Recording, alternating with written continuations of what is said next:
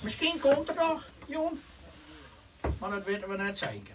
Het is alweer de 6e editie van de Coole Kidsnacht. Dit jaar die het 10 musea uit Friesland mee. Waaronder ook de zoekerij uit Damwoord. Volgens voorzitter Tjibbe Raap is zo'n nacht erg gewichtig. Je zet daarmee natuurlijk alle musea's op de kaart. Hè? En je doet het misschien al, wij doen het daarom mee. En het had wat dat betreft ook een hele grote uitstraling. Je ziet het hierachter je, de mensen komen er al in op aan. Ja, want is het normaal sprutsen wij wat lastig om bij naar musea te krijgen? Nou, dat denk ik net. Je bent die vinden je van alles hè? En die zorgen echt hoe dat vroeger was. Dus ze nu weer hun best. Het is best mooi. Het is voor ons als nou, want nou is het bijvoorbeeld net zo vol als bedsteden en haast meer bedden.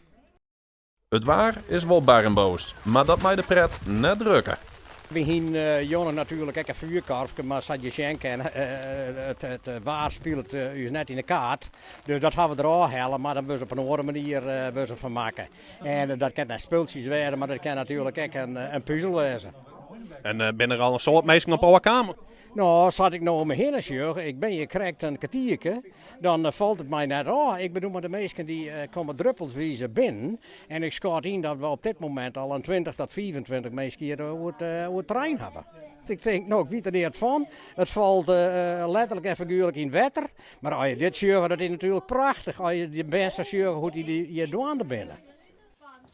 Vroeger, wij hadden dus wel zo'n keuken.